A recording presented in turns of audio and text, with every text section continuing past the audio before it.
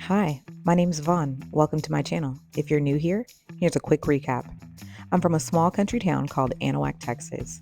I went to college in Beaumont and Baytown. Met an amazing guy in Baytown. Then I went to the police academy. I married that amazing guy. We had a baby. In 2017, Hurricane Harvey happened and we lost everything, but that was the setup for a comeback. We bought a home. True American dream, right? I got tired of policing, so I left. Yep, but don't worry. I started a new amazing job at a nonprofit, which I absolutely loved. And then the unthinkable happened. So come with me on my journey as I transform rock bottom into an opportunity for success. The individual you're about to see here will give you an authentic view of the highs and lows that life has to offer. The highs and lows that your mind goes through when experiencing various cycles of life. Although this individual has truly mastered the art of playing pretend, you will have the pleasure of seeing the true life of people behind the face, behind the space, and behind the smile. Let's get into it. All right, so I'm gonna keep it real with y'all. I am 35 years old, and for the first time, I am unemployed. I am unemployed. I am unemployed. I have a child, I have a house note, I have boatloads of responsibility, and I am unemployed. If anyone would have told me that at 35, I'd be unemployed and literally starting over, I'd have been like, I know you lying. I'd have been like, who? No way, not me. I mean, I think as millennials, you are raised to work. You are raised to give your best, show up as much as possible every day and do your best. And literally, I feel like as a millennial, we've done everything right and things just aren't adding up. And we realized, over 7 years ago that the math just wasn't mathing, but we still weren't pivoting. So I have had a job, and quite frankly, I've had a job since I was 15 years old and before. In this moment, Vaughn begins to speak through her ego, where she feels obligated to let you know that she has never identified as a bum or a brokey. But does she really need to do that? No. Okay, I'll let her continue. For that, I worked for my dad at his construction company. And when I was 15 and a half, I begged the lady to hire me because I had to stop working for my dad because, Lord, I felt like he was a real deal slave master for real. But anyway, needless to say, from 15 on, I usually kept 2 jobs in the summer, but I always kept a job. I've never not had a job, so I've never not had money. I've definitely never had to be on government assistance. That's gonna make me cry. I mean, I'm grateful. I'm grateful that it exists, but goodness, I am clearly way too prideful, and I struggle to ask for help because Destiny's Child came up with independent woman anyway, and all the rappers went on to it too, which is the whole reason why I know how to spell independent, thanks to INDE, anyway. But they came up with that song and I was determined to be independent. No. This girl did not become independent because of a silly song. She became independent because her parents invested time and energy in ensuring that she was resilient.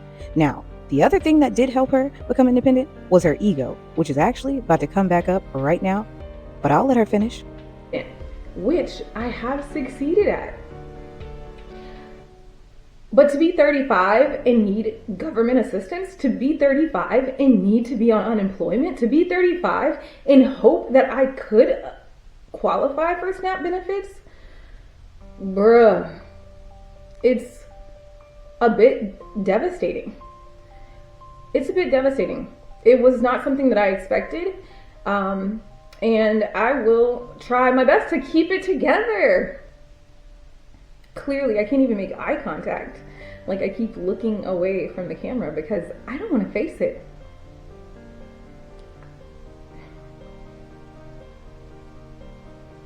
Emotional walls. I don't know if y'all used to watch that show, The Game.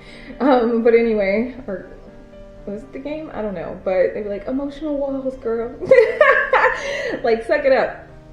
All right. So I have been unemployed since November, bro. November. I have literally went to Thanksgiving, Christmas, and New Year's, and I haven't told anyone that I am unemployed. Why? Because I have too much pride. No. I mean, yes, my mom, my dad, my brother, like, yeah, like, they know, but like everyone else, no. No. Like, literally just recently I told two of my friends, but like every time I talk about it, oh my God, I get emotional. I need to drop it because it's normal, it's life, and it's not a big deal. It doesn't define who I am. But as millennials, it does define who we are. As millennials, we are very similar to the people who raised us in the sense of attaching a lot of our self-worth to what we do, a lot of our identity to what we do, a lot of our identity and self-worth to our accomplishments. And the two need to be detached. And so I have learned through this new amazing experience of being unemployed that ultimately I still have a little bit of work to do in that area. So we're going to do it together. We're going to do it together because I refuse for unemployment to break me down. And I am determined for this season of my life to be a gift, not a curse. And I am flipping and switching my perspective of the situation. So I totally believe that everything happens for a reason. I know people think that that's cliche, and I don't care because that's just what I tell myself. Everything is always working out for me. Everything is always working out for me. Everything is always working out for me. Okay, I really do sing that song regardless. So, you know, if I'm too goofy for you, you're gonna have to move along. But I am here to share my journey from rags to riches. I am here to share my journey, started from the bottom, but I'm going to the top because I think that this is going to be an opportunity for me to create the life that I really want to live. Because when I worked for that nonprofit, For clarification purposes, Vaughn did 9.5 years in law enforcement and 4.5 years for a local nonprofit, the nonprofit that also laid her off. Now let's return to the story. it was like, wow. For the first time, I was not working like 80, 40, 60, 90 hours a week. And I was still making good money. For the first time, I could actually work from home when I worked for the nonprofit, and I was still making money. I was not working hard for the money, and I was able to be creative like my soul desires. And I was just blown away, and I was upset at myself because I was like, why didn't I move to this nonprofit or the nonprofit world sooner? Oh my God, I could have been a benefit to way more people in a better way without draining myself, all right? But yeah, so that opened the door to showing me that those 4 years working for that nonprofit showed me that I could create and make money in a way that wasn't draining me or stressing me out. And I really have no other reason and no other choice but to believe that the universe, God, is setting me up for success to create the lifestyle I want and redesign my life. So if you're interested in watching me, or if you are also unemployed and want to redesign your life, come along with me. Okay, so you met her. As you can see, she's pretty chill.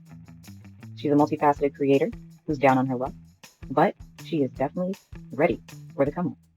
If you enjoyed this story today, please continue to follow along as she will continue to share more details about the reality of unemployment and what it looks like.